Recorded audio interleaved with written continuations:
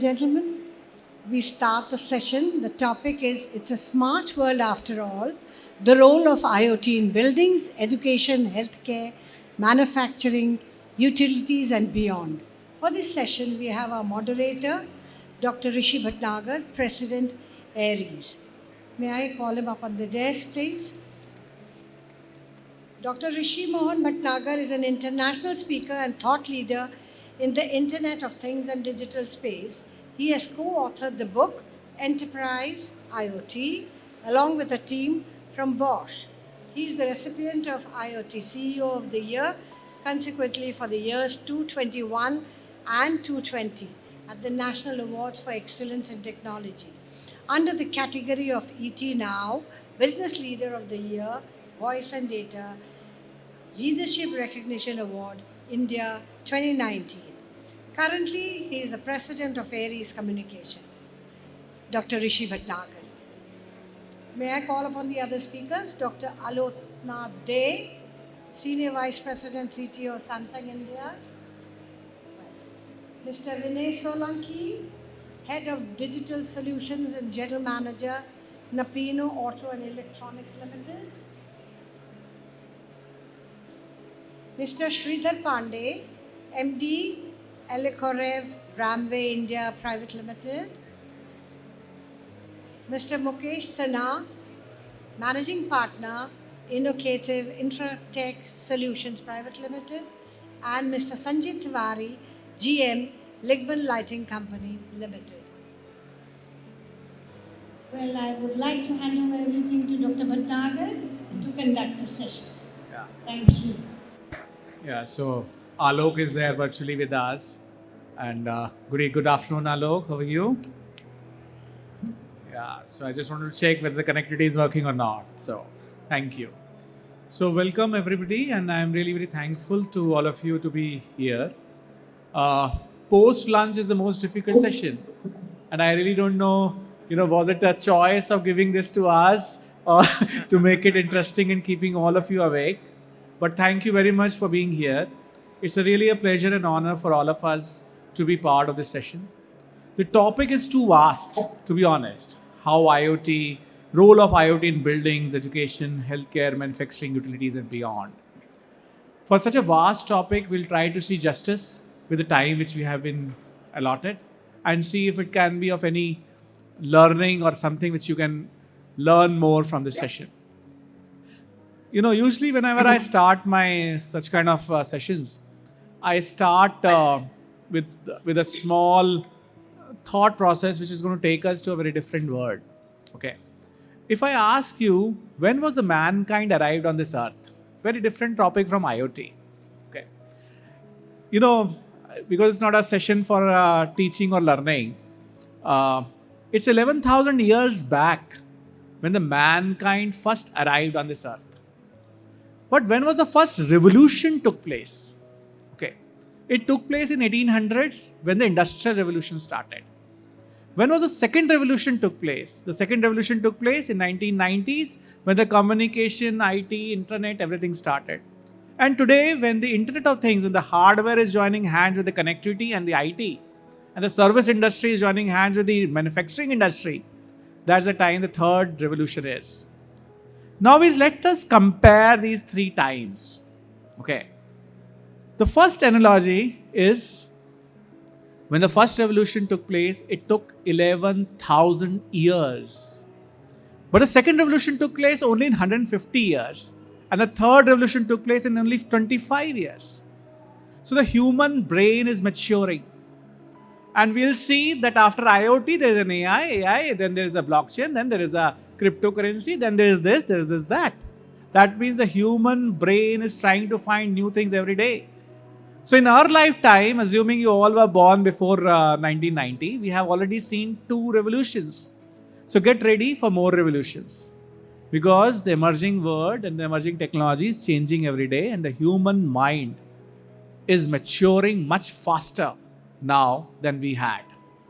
The second thing is, when the first revolution took place, we were under the British rule. So nobody told that there is a manufacturing plant coming in Nottingham to generate thousands of kilometers of cloth every day. and all the charkhawalas will lose their jobs. But that happened. But in the second revolution, we had our own government. They told us something is coming, they trained us, and the whole 160 billion US dollar IT industry of India is a result of that second revolution.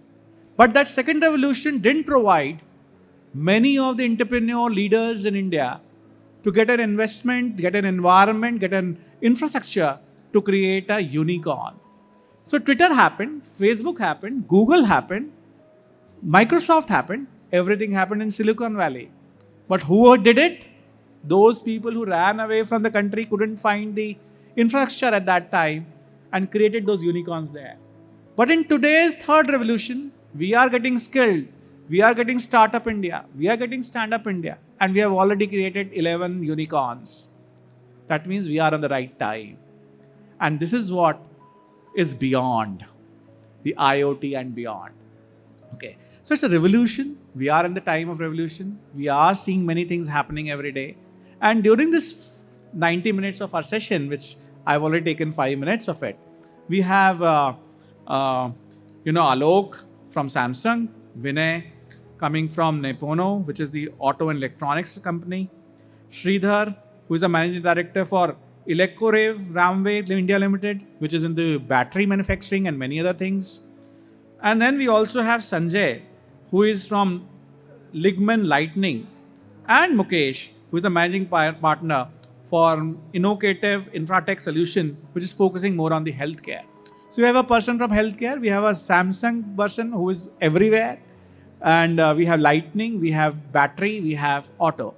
So it will be a good discussion, and I'm sure there will be something which we'll be able to talk, which you might be able to learn and take it as a learning from here. Let me start from Alok first, and that will be a check of the connectivity also, Alok, so that everybody can hear or not. So we have been together in many other panels, me and Alok. So it's a pleasure to have you here. Alok, next 5 minutes, I'll request you to say a few words about what is happening and what you think about. And then we are going to give to the other panelists. Yeah. Sure. Thank you. Thank you very much. I hear a bit of echo, but I hope can adjust to that. So great to see so many people are physically joining there. And it also means with 1 year passing by, things are changing. We all are making sure with some cautions. And there is a lot of IoT technology around this COVID-19 itself that has evolved. So thank you again for Convergence India. I have always enjoyed physically going there in Pragati Maidan and sensing a bit of it. This time could not make it. Dr. Rishi has given you a broad landscape and how these revolutions and shortening of the period that is happening in those revolutions, but also in the product, we see that kind of changes that are coming. So next 5 minutes, I'm quickly taking you through some of our activities and how we have evolved into these IoT dimensions. You all know about Samsung products, whether it is mobile or wearables and TV, so I'm not getting into that. And we are making sure day by day that they are becoming intelligent. Even though IoT comes, but each of these devices are becoming intelligent in their own right.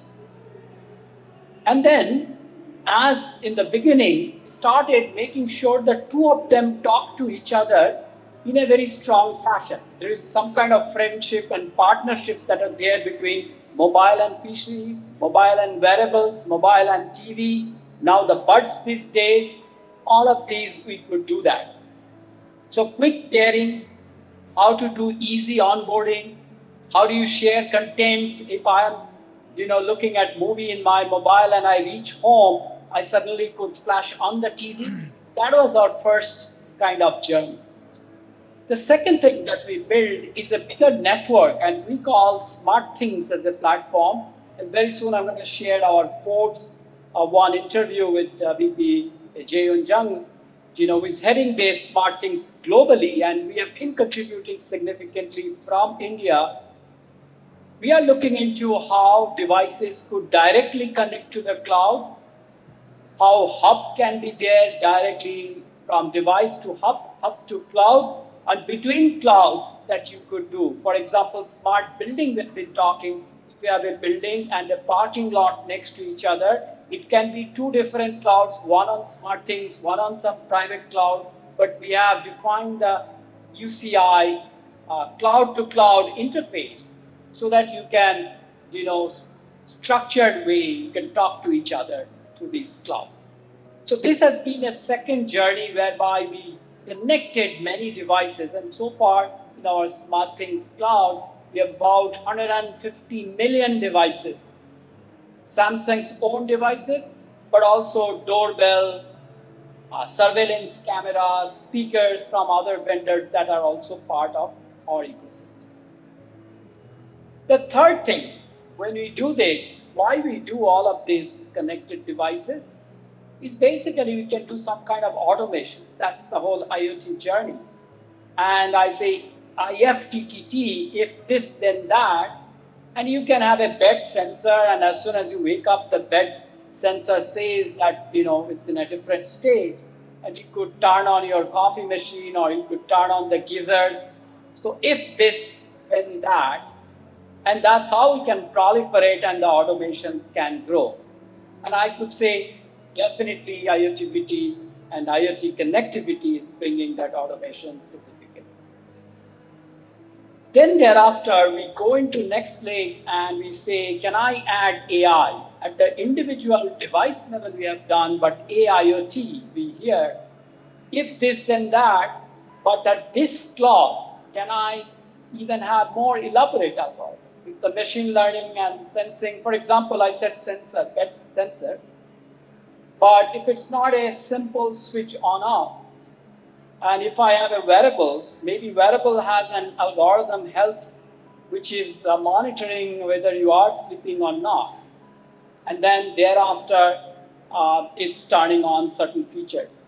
So if you have a deeper algorithm, and if you have multiple conditions and or, you could make it much more interesting and very contextual. That's how the AIoT has arrived with this sensor technology.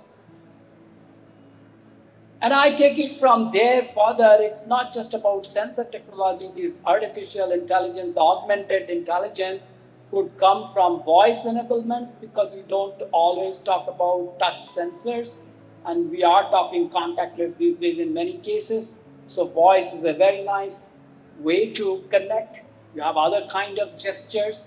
You can have video surveillance at home, in industries. You can monitor your different chambers, and you could decide based on that what to happen next. The data intelligence that is there is another kind of intelligence. Initially it started with prescriptive mode, but we can't go prescriptive, too difficult, but at least predictive mode.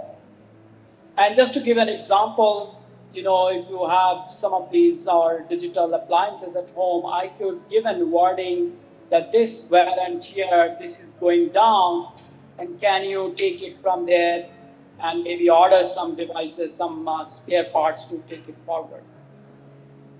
If it is an industrial IoT, some bulbs maybe in critical situations, then you could shut down this. And there are enough examples of predictive analytics helping in these domains and even growing business from that. And the last point I want to highlight in this round is growing from there. We talked a little bit of building, a little bit of healthcare analytics and all of these intelligence, but we are talking smart manufacturing. And recently, a week back, not just Samsung, but we have also partnered with IBM, and we did this IBM, Samsung, and M1 is an operator in Singapore. And this is where we put 5G technology, because that comes from Samsung, and IBM brings this hybrid cloud, and both of us have their AI in their respective places. With that advanced 5G connectivity and AI and hybrid cloud, Industry 4.0 solutions, how can we integrate? Just to give you a little glimpse of that, for example, you can have visual analytics, visual recognitions, and IBM has a special tool called Maximo Visual Inspections. You could check the defects online real time. And if it is going bad, you could stop that product, discard that product, and not build the whole product when there is a part already detected as defective. You could bring acoustic insight, some odd kind of sounds coming from servers, and you could take it out and say, okay, it needs repairing. You can have an augmented reality kind of scenario whereby certain things could be emulated or augmented. You have a guided vehicles, collaborative robotic hand. You can take picture of the whole data center if you want to take. You can bring your AI models onto the edge server, deploy it. If you want security, you can build your container-based applications. So at the end, in all, you can have a 5G end-to-end solutions for industry. And in fact, in 2018, 1st December, Samsung launched first B2B, not in the right form factor of the device, but we started with this industrial applications. Can we detect defects online? And from there, today, with RAN 4 and all of these cloud technologies, we have been able to showcase in Singapore a week back how the industry 4.0 could work along with the artificial intelligence. So I think I'll stop here and hear others, and then if you have questions, we'll come back. Thanks, Alok. It was such a wonderful, journey you have shown how the technology has moved and where it is moving, and how Samsung kind of organization, which is so huge, has so many solutions in different fields, whether it's building, healthcare, manufacturing, utility, and industry. Now I like to request Vinay to speak something about the auto and electronic industry and how the IoT is moving, and what is your view? Thank you. First of all, thank you, Dr. Rishi, and to the EIG management team for giving us an opportunity to talk about what we do. So briefly about myself, my name is Vinay Solanki. I'm in the industry for past 17 years, and out of that, last 7 and 8 years, I'm doing IoT. In short, I live, breathe, and smoke IoT, so I only understand nothing but IoT. Sometimes my child also calls me that I think you know more about IoT than about me.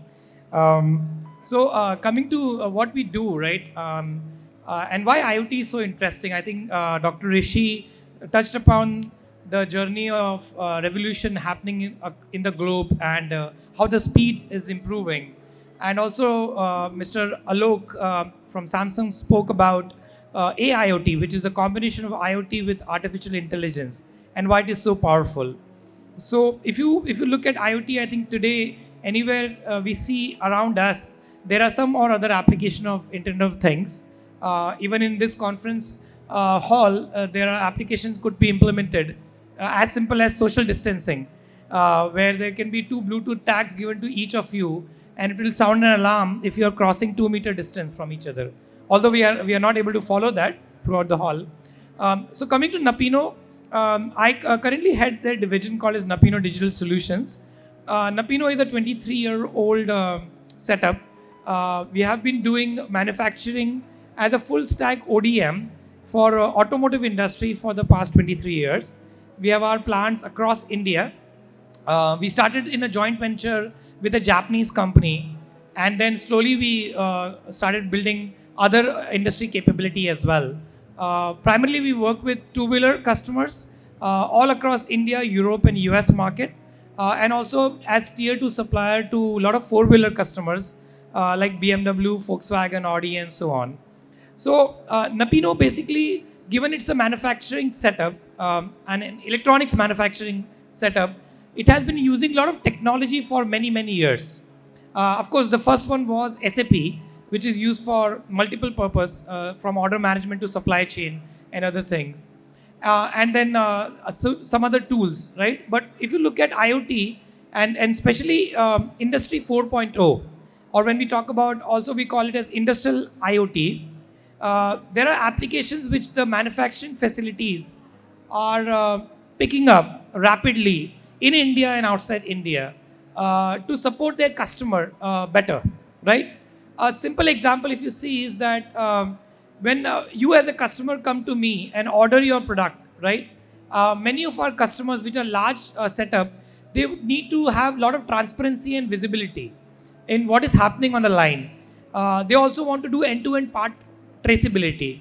For example, if a part is coming from a particular country or from a particular grade, they want to know what is happening on the line when it is being assembled into their product. So we started adopting a solution from a company in Germany. The company name is Software AG, which is also someone that have their own IoT platform called as Cumulosity. But they also have this MES system, manufacturing execution system, which help us to do end-to-end part traceability all the way from our supplier to our store, then on our SMT lines, manufacturing lines, and then once the finished good goes to our customer, they are able to trace their components really well. So end-to-end traceability is important. And at the same time, we have also done adoption of IoT on our shop floor. So what we have done, and I think in India it is happening rapidly, but one area that we have really seen the application of IoT is in quality management and quality assurance. There are two aspects when you build any PCB today, right? One is like how well you mount and solder the components, and second is have you done the right component soldering. And we use computer vision there in partnership with a company which help us to monitor the quality aspects in combination with the human being on the floor. In fact, Dr. Rishi touched on this, that when the revolution came to India, people were thinking that they will lose job. The people who were running the charkha. We had the same feedback from our people on the shop floor, that if the robots and computer cameras are coming, then what will happen to our job? Or what will happen to our skill set? And I think that's where we have also invested in reskilling them and upskilling them by collaborating with the government bodies and also with our vendors and so on. So I think when I talk about IoT, I can talk about it endless for hours. But when I look at IoT application in areas like manufacturing industry and automotive, right, which is where our customer base is. Manufacturing, I have covered an example. But when you come to automotive, I think the adoption of new technologies is very fast, rapid, and very relevant. If you look at basic example of IoT in automotive, there is telematics. Like many of you must have seen devices in this conference which you can put into your car, and it can monitor some of the parameters of your car while you're driving the car, right? Your speed, acceleration, braking, etc. That's a simple device. You plug it in, you have a mobile app, it has a SIM card, it uploads the data onto the cloud, and it gives you some capability, right? On the simple side. Then if you go to a bit too complex, more advanced solutions, there are ADAS. As at Napino, we have built an ADAS for our customer in US, Natradyne. ADAS stands for Advanced Driver Assistance Systems or Monitoring Systems. Actually, they go beyond. They start assisting a driver when they are basically driving the truck or a car, right? It's typically used by fleet operators and commercial fleet operators in the developed nations. They have a lot of compliances. They need to make sure that the driver is not sleeping or stooping or getting tired while they're driving, because that can result into accident, right? So ADAS can do multiple aspects like monitoring the driver, monitoring the vehicle or the surrounding, like whether there is tailgating or something going on. So we have done that as well. But now what we have seen from our electric vehicle customers is actually going beyond that, but putting IoT inside the vehicle, like monitoring the battery in real time. Battery is the most critical component of any electric vehicle, right? And you need to monitor the health of the battery, the temperature of the battery, vibration, the liquid level, the voltage, the current, other things. Otherwise, the EV won't run, right? And if you look at many of the cars on the road in India, from MG Hector EV, the electronic version of the MG, or even the hybrid vehicles by Maruti, they come with BMS inside them, battery management solution. Napino has built that also for their customers. We work with almost every EV company in India, from Ather to Ampere to Bounce. So I think IoT is really magical, I think.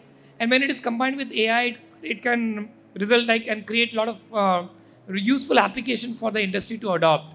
What we are seeing, last point to close, I think you have seen the initiative by our Prime Minister, Mr. Modi, and their team about Atmanirbhar Bharat.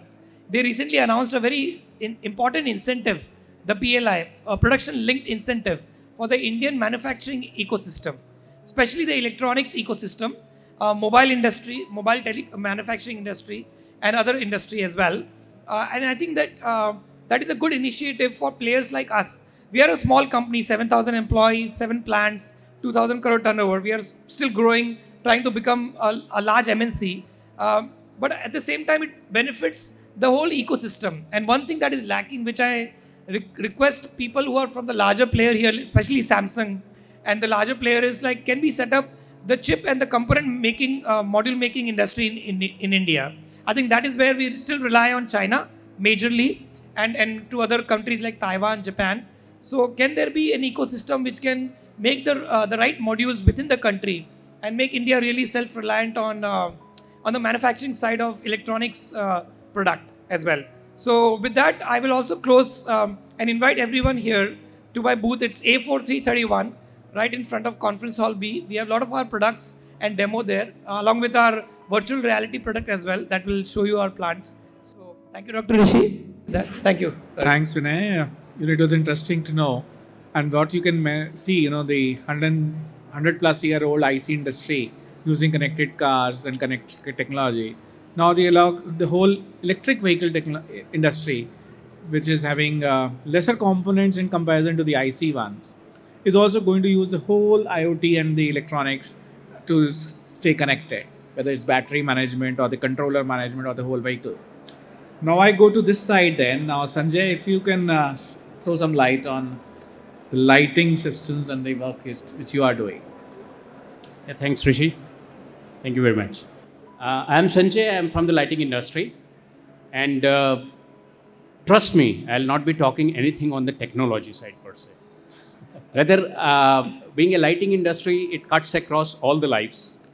And I have worked from last 25 years into industries like refrigeration, air conditioning, lighting, as well as the elevator, where the user experience has been the key driving fact to do all kind of experiments and developments. Rishi has given me an idea to just take a step backwards and give in a brief, or just to make you realize what happened in the lighting industry. All of us have used the normal bulbs, incandescent lamps in our homes.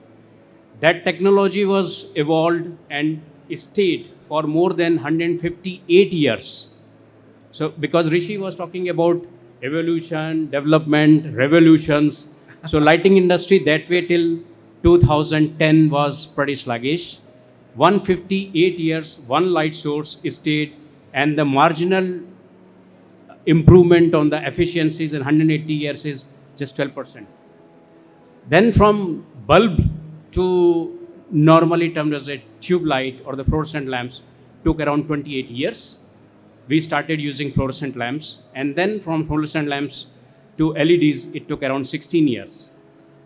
The induction of LED has changed the complete lighting industry, and LED has been growing efficacies typically, input by output in the common terms, has been increasing drastically.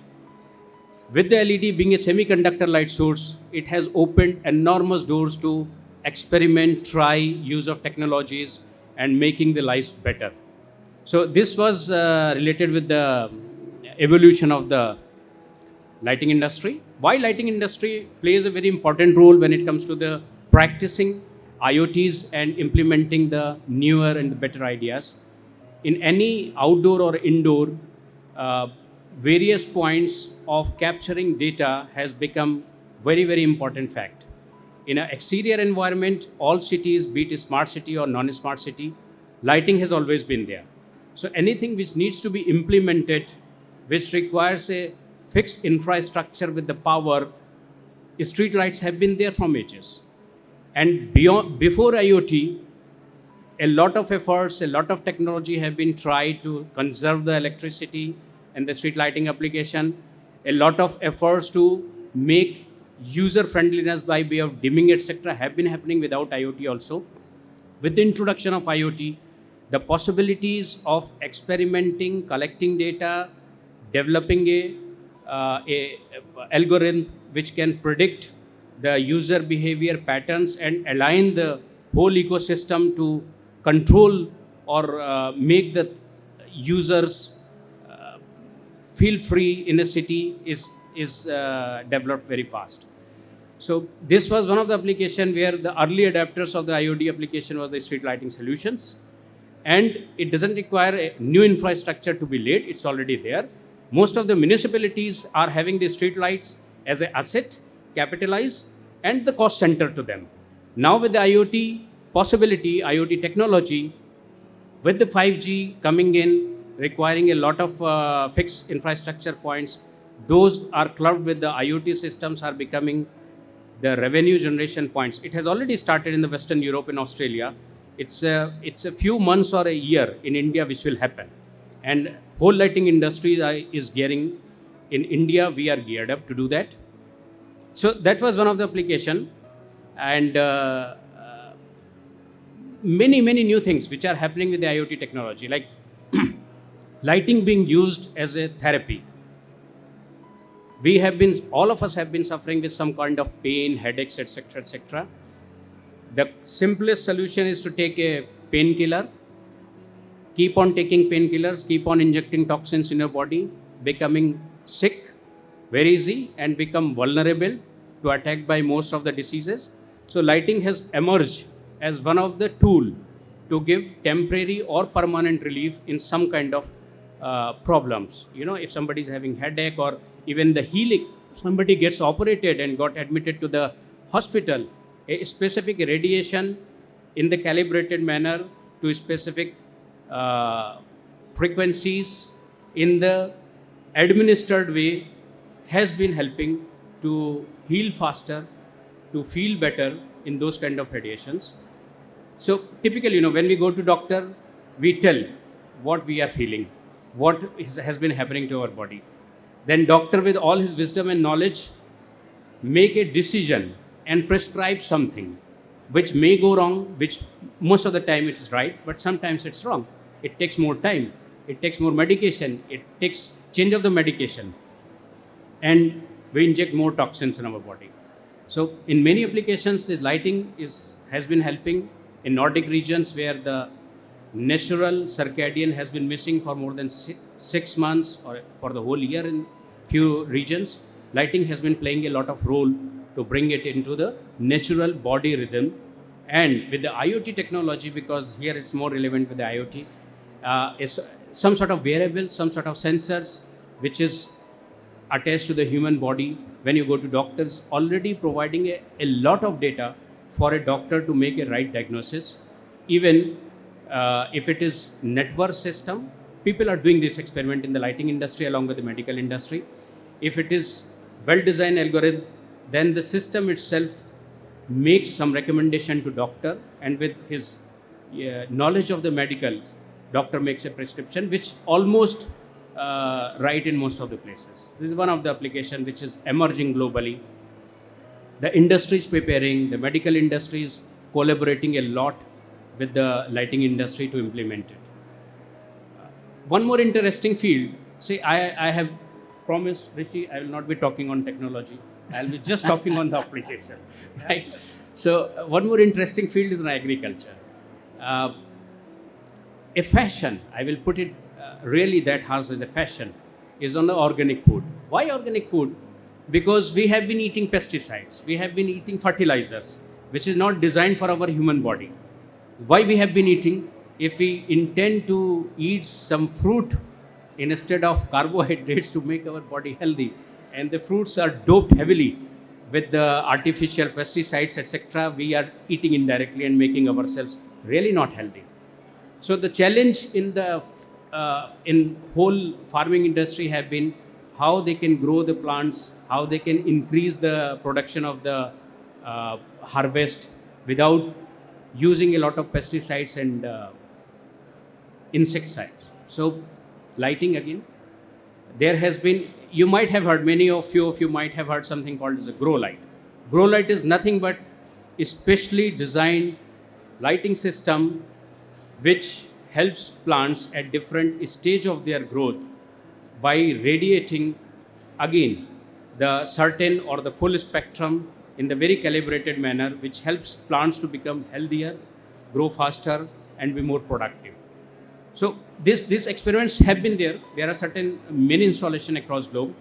With the IoT, again, with the edge devices implemented through IoT, large farms are generating a lot of data at a centralized system, which system is controlling without human intervention in an automatic manner, so that the production, the crop yield, etc., have been growing. And it's not only production, it's the quality of crop which is also growing. And without pesticides, without fertilizers, so whatever crop is there is almost organic. So these are the few things. And the challenges also, we have a lot of challenges, again, the technology related challenges and the user experience related challenges. We are in India, and a lot of generation is still are willing to use smartphones and a lot of apps. But even my grandmother wants a mobile phone where she can just press one button and dial, and she can get connected with the grandson. A lot of elderly population, a lot of rural population is not geared up even to handle a normal Android device. So the challenge in front of us is developing a user interface, even if you talk about agriculture or medical or any sort of application, how we can develop a user interface which is very easy to operate, which is very accurate to predict, which is correct in data capturing, which can put a right analysis of data at a lowest cost in the shortest time. And therefore, as a lighting industry, we got to collaborate a lot with the other industries.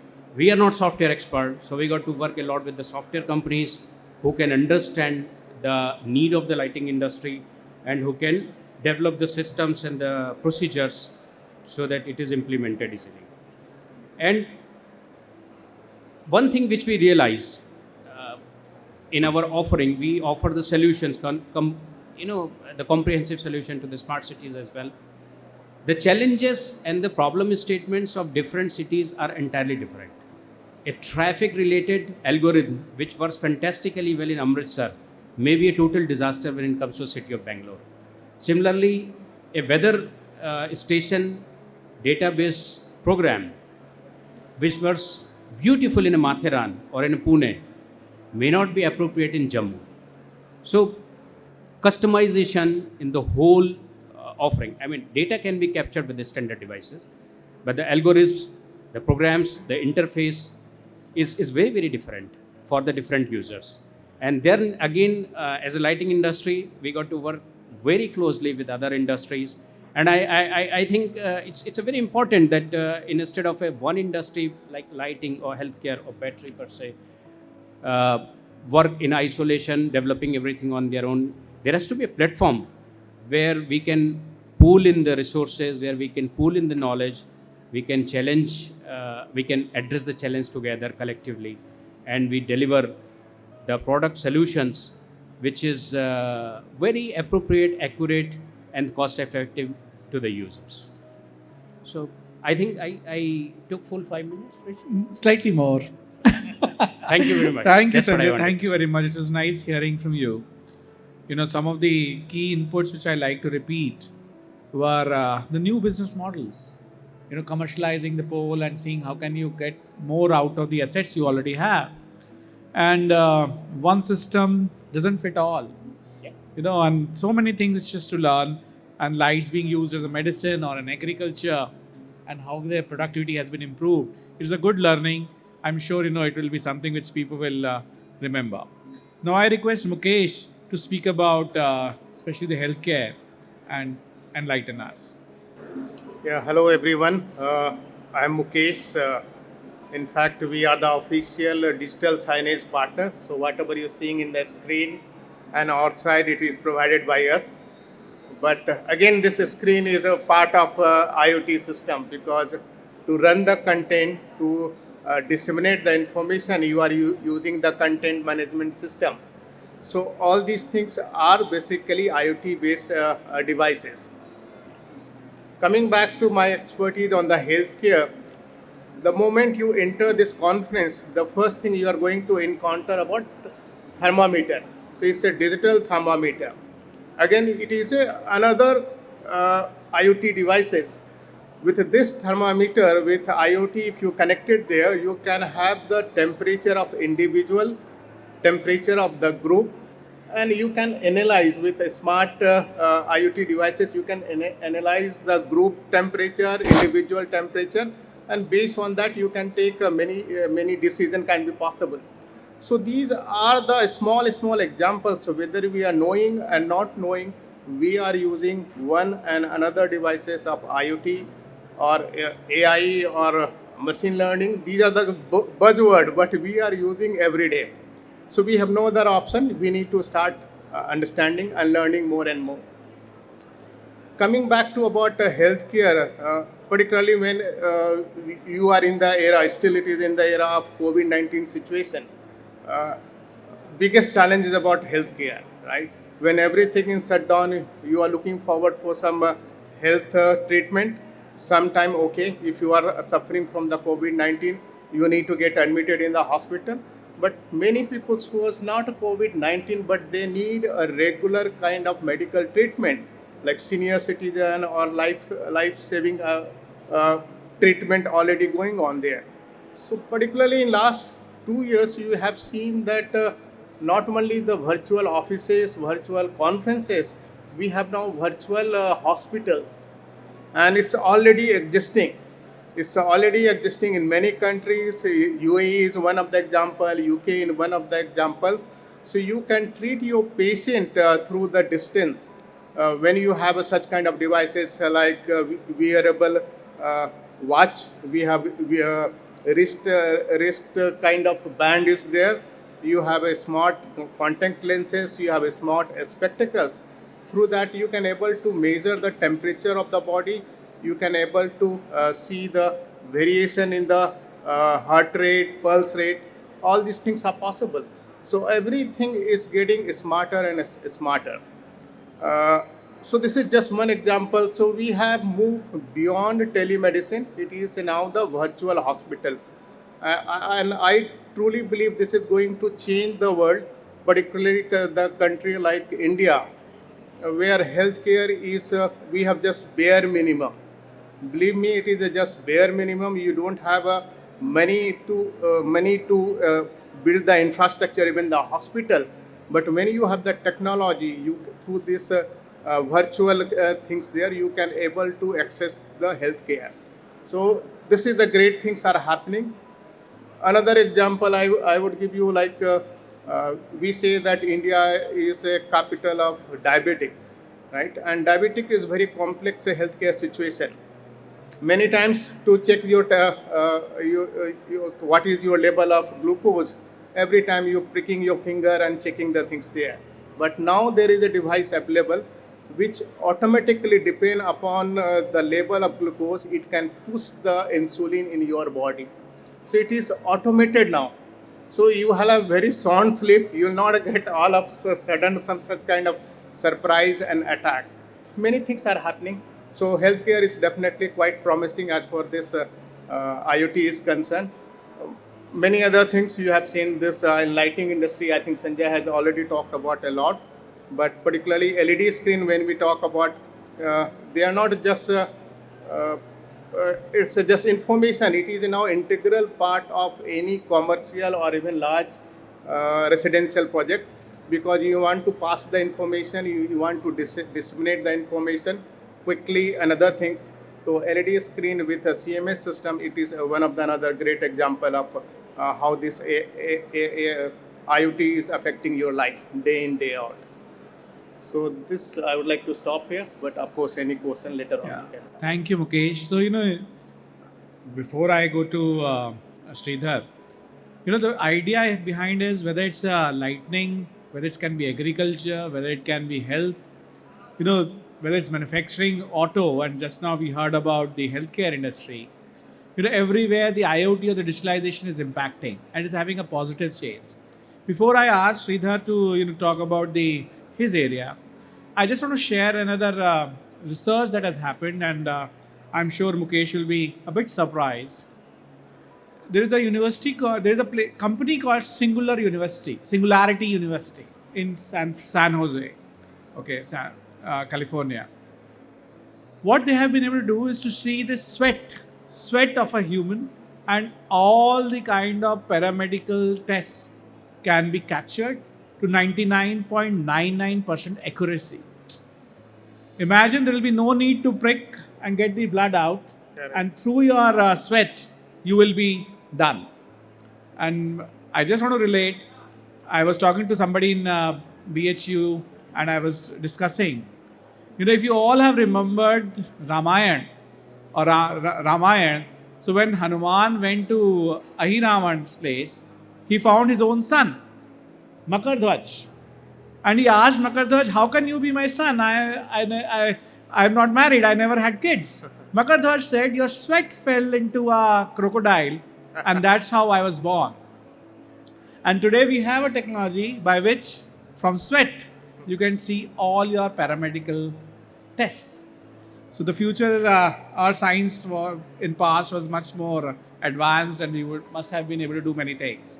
So Sridhar, over to you. Enlighten us from what you are doing and how you are revolutionizing the industry. Good afternoon, everyone. Actually, today I am working in this battery industry from past 8 years. But from after 2014, we had announced that 100 smart cities. So we had seen many developments in the IoT industry. And after that, we had seen from our customers that they are finding the problem in selecting the right batteries.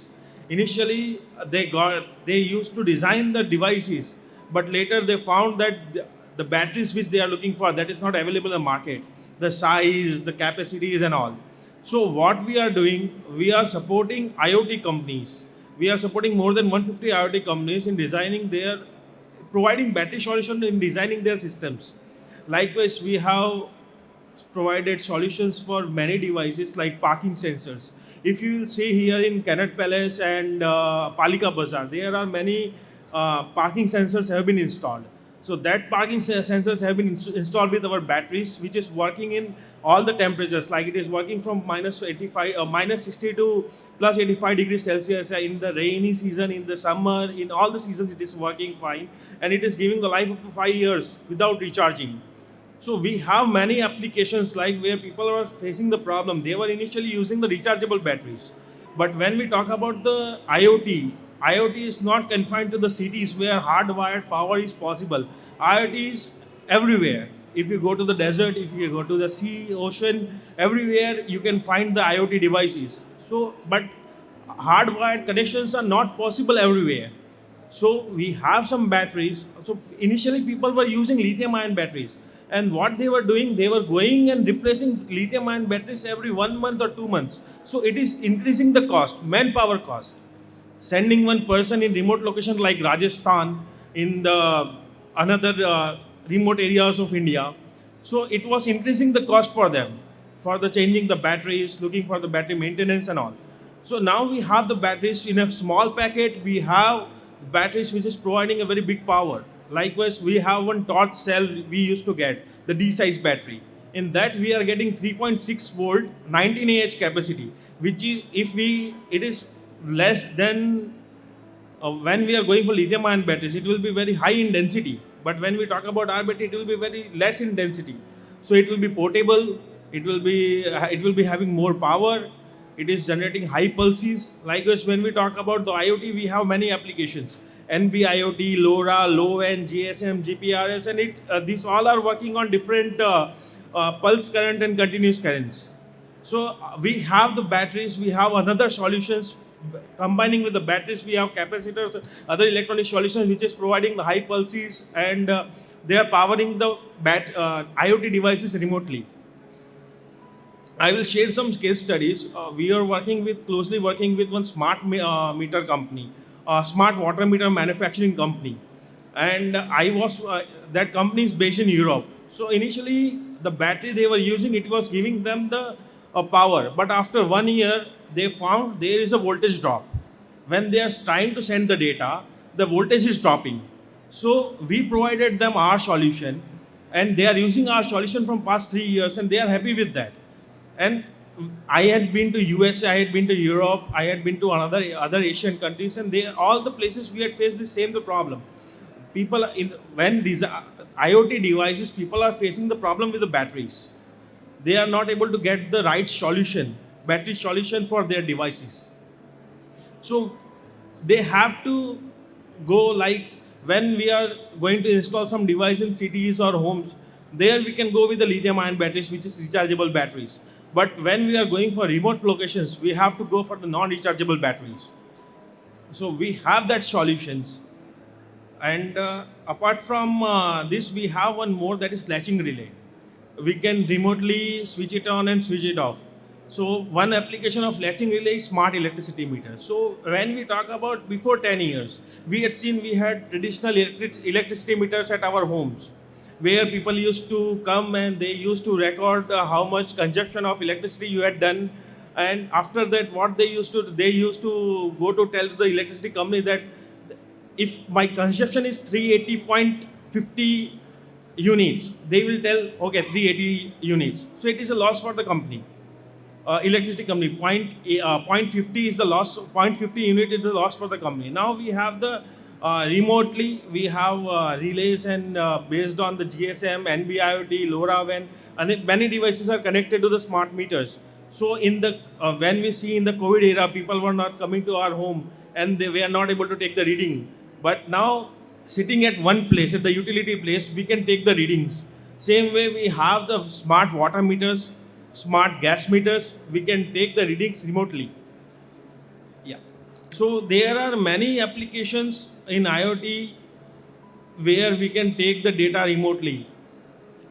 We have the data loggers installed in remote locations, like if you say in the Rajasthan, we have some devices which is installed in the oceans, like we talk about the drifter buoys. What we do, drifter buoys, we send into the sea.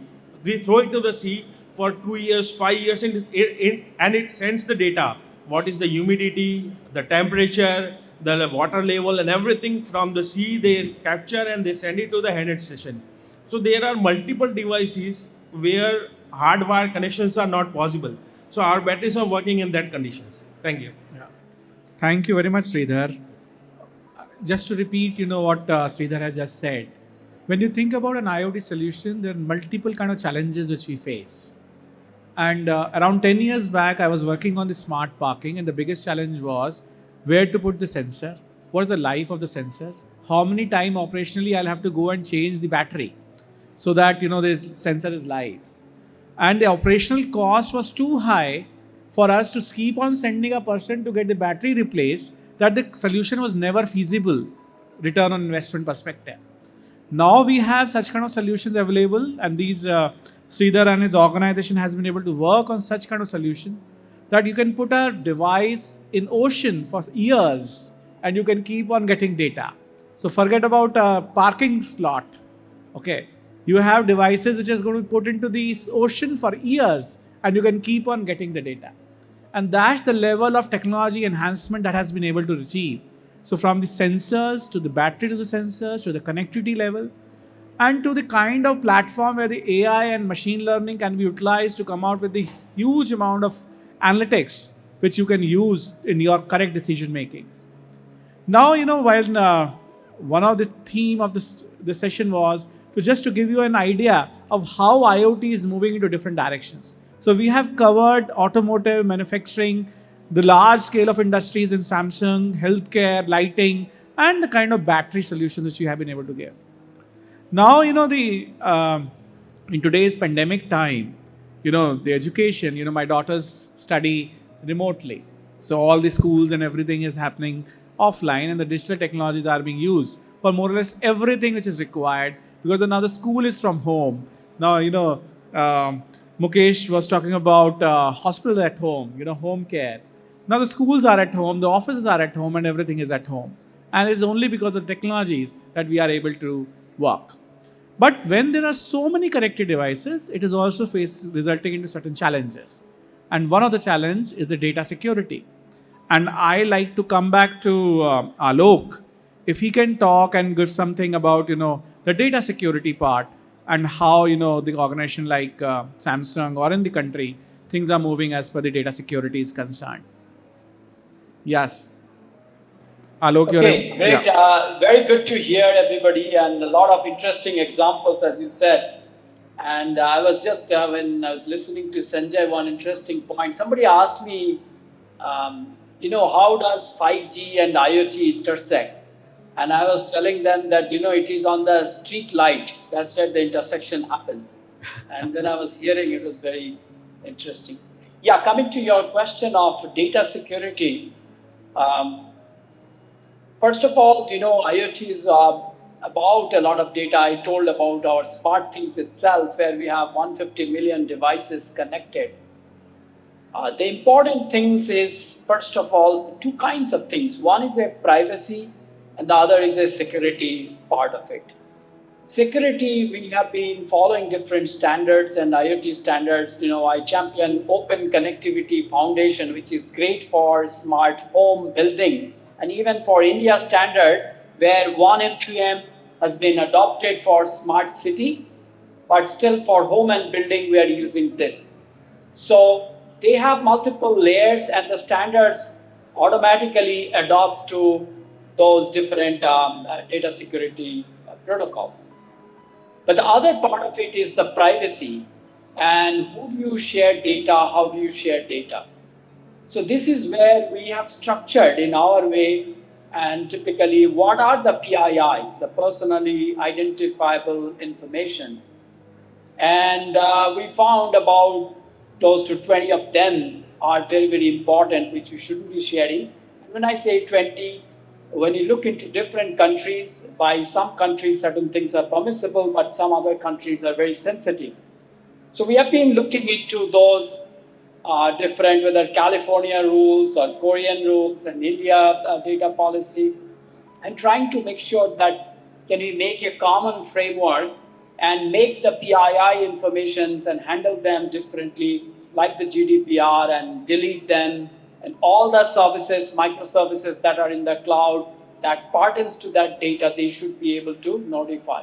So how do you make that process? Definitions are there. Questions are twofold. How do you architect your data platform so that you can operate in multi-countries in a very smooth fashion?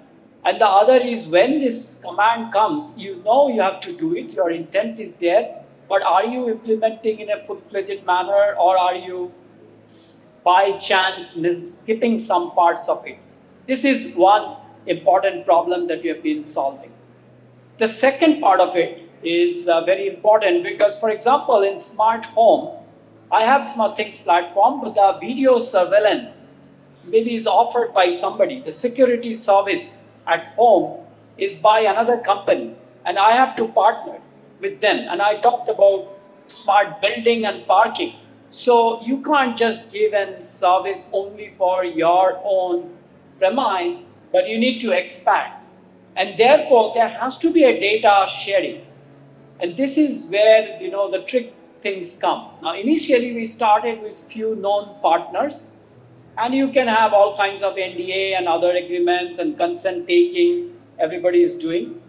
But I think one of the important thing is the blockchain. It's not widely adopted, but in principles, elements of that could be taken, and immutability or a traceability and things like that, in principle, could be absorbed in data sharing model. That what did I give it to who, when, what was the timestamp, and in case any problem comes, then we are able to address from there.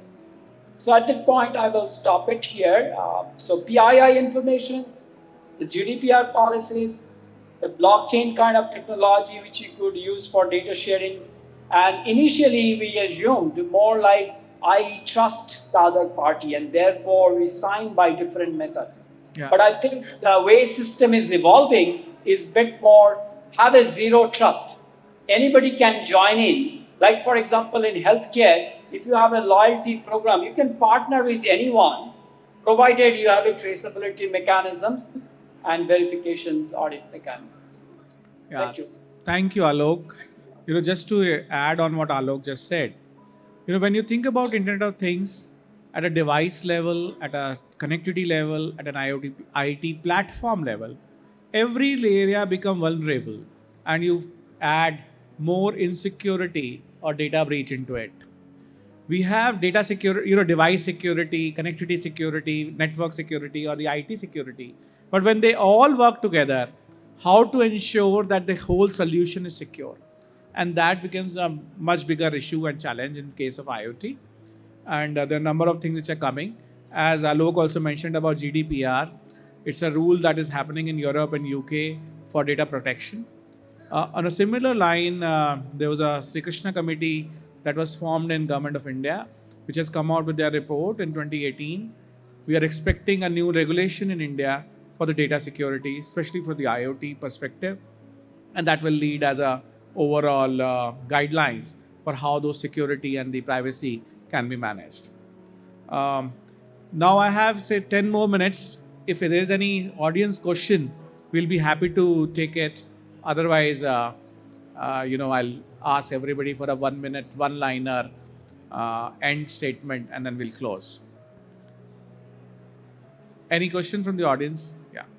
So we have very little talked about IoT in manufacturing and industrial IoT in this discussion, right?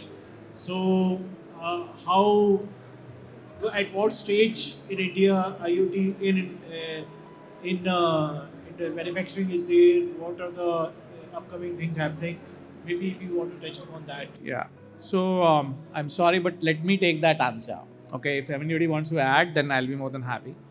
So, I'll try to categorize the overall manufacturing industries into two parts. One, the Tatas, Mahindras, and the large corporates which are running their manufacturing plants. And the second group is the micro MSMEs organization. So in the large, and again, I really want to clarify one thing. Industry 4.0 is a term that was given by the Western world. Indian small and medium kind of industry, the MSME, the terminology that India needs for their manufacturing companies is called Samarth. Okay. Samarth Udyog. That's what the Ministry of MSME has come out with, which is similar to Industry 4.0, but it's been changed for what we require. Because our MSMEs are much different from what is happening in Germany or Japan. So that's one thing. If you really like to get into more details of it, you please go to the website for the Samarth Udyog from the MSME, Ministry of MSME. That's one part. The second is, if you think about the Mahindras or the Tatas and others, they have their own ways. The Chakan plant of Mahindras I have personally seen is one of the best possible industrialized automatic digital plant which I have seen. But have they been able to create all of their factories into digital? The answer is no. Okay. I have personally written a complete article on manufacturing and IoT in manufacturing. There are 4 M's for manufacturing. The first is called material. Okay. Material, due to the pandemic and before that, where this supply chain management, the material management, the raw material management, the end product management, everything got disturbed. Now we have number of IoT solutions which can handle your supply chain, where your supply is, and where your product is, and how the things will happen. So that is called material. The second one is called man. The people need change. You need to make them learn, and which is the most difficult part, to make people change to the new, adapting new methodologies, new things. The second, but there are processes now, the people change management processes, especially for the digital technologies. The third M is machine. Okay, that machine, you imagine a 100-year-old paper plant or a 80, 90-year-old cement plant, and you think about automating it and remotely monitoring it. Now we have platforms which can move these old legacy hardware machines into a slightly digital. I won't say they're complete digital, but you will be able to remotely monitor them. That will reduce the change money required or the capex required to convert your factory from a totally manual one to a digital one. You can do that. And I have a number of case studies where we have already implemented such kind of things. So material, man, machines, and the fourth is method. Okay, the business processes that require changes. In all these 4 categories, the people, we now have IoT and digital solutions. People are using it. There are platforms available. Okay. And there are different kind of connectivity technologies also available. Because you are specifically asked for the manufacturing, I am president of a company called Aries Communication. It's a 2-decade-old company from Silicon Valley, totally working on IoT. I started this company in India in 2016. And in 2016, we did 100 plus pilots for manufacturing companies in 2016-17 timeframe. And I'm telling you, 0 could move to an actual project. 0. Because we could not convince the return on investment. We could not convince that these kind of technologies can help you in doing what better can be. And I'm not talking about Tatas and Mahindras again. I'm talking about those MSMEs. Okay. Today, after the pandemic, if you think about the things industry, the manufacturing industry, they all got stopped because of the lockdown. There was 0 productivity. Okay. And then they realized what is the return on investment from that pilot which they had done. Today, all those 100 are giving me a call. Not even a single one is not giving me a call. Okay. That's the change that has happened in the country today. That the boards, I'm an Indian, I'm in a very raw language, the Lalaji of the company always think about the return. No technology will work if it is not giving you return. Take it. So at that time in 2016, they couldn't calculate the return on investment of investing into a technology. But after this pandemic and the complete lockdown, they all understand what is the use. There is a company which had 2 robots, which they had bought long back just to showcase. But those robots were there to take the raw material out and put into the machine. And they could work during the lockdown. So that investment that was made few years back resulted in during the pandemic. Now the pandemic really, not a good thing to say, but really helped companies like us who have been implementing IoT solution across board to grow much faster. I hope I have been able to answer. If you have further questions, I'll be happy to take it offline. Yeah, please. I come from electronic manufacturing MSME. We are in the medium segment enterprise. In fact, just to add on to that, like it happened like after the lockdown, one thing was that how will people work? And work from home is not known to manufacturing industry in India. And suddenly they were forced to adopt work from home. And we started like taking rental laptops and realizing that how to support our staff, except this floor staff who can work from home. And then we understood that we have to adopt technology to do it. After they started coming back to work, including laborers, one thing we faced challenge was fingerprinting. Timesheet management is very critical in any manufacturing industry, right? People have to check in and check out. And that's where we started exploring IoT to say that, can we do touchless attendance? And we replaced fingerprint reader in my own plant, which I manage, with BLE-based touchless solution, which can be used by the labor to sign in and sign out. A very low-hanging fruit, a very simple solution, cost-effective, quickly ROI friendly, can be done. And at the same time, since we were evaluating some other technology, we adopted a store solution where we can monitor the movement of goods in and out of the store, inward and outward clearing, using a combination of camera and human being together, and reduce the dependence on manual people. So that because it was not possible to have 100% people on the shop floor, and we were still able to manage 30% with 30% people and run the factory. And I think IoT helped a lot, and some other adoption that happened in the last 1 year, I would say, is that it really speeded up the adoption of technology. And thanks to that, somewhere pandemic has helped in a certain way. Yeah. Thank you. So any other question? Otherwise, we'll end. Yeah. So thank you very much, all the co-panelists. I'm really, really thankful to all of you to be a patient listeners. I hope you might have taken something which you will remember and will be able to utilize in your industries. One thing as I end, I must say that, there are 3 things which we must realize. While the technology is changing and technology is combining, there are 3 more parameters which we need to start thinking about. The parameter 1, it has increased the productivity to the nth level, whatever it is. The second, it has changed the business models. And the third, it is changing the society. And when these three things happens together, then it is called a revolution. Okay. So we are into the third revolution because whether it's a business model, whether it's a productivity because of technology or the society, all three things are changing. Thank you very much. Hope to see you soon again. And really thankful for your patient listening.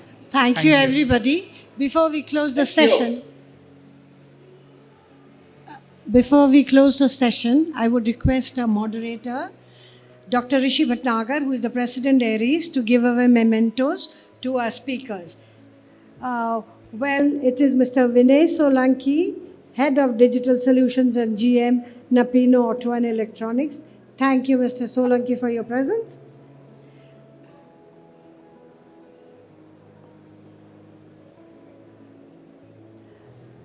Mr. Sridhar Pandey, MD, Alikorev, Ramway India Private Limited.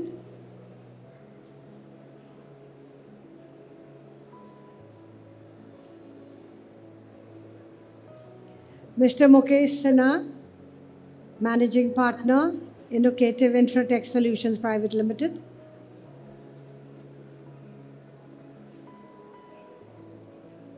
And Mr. Sanjay Tiwari, GM, Ligman Lighting and Company Limited.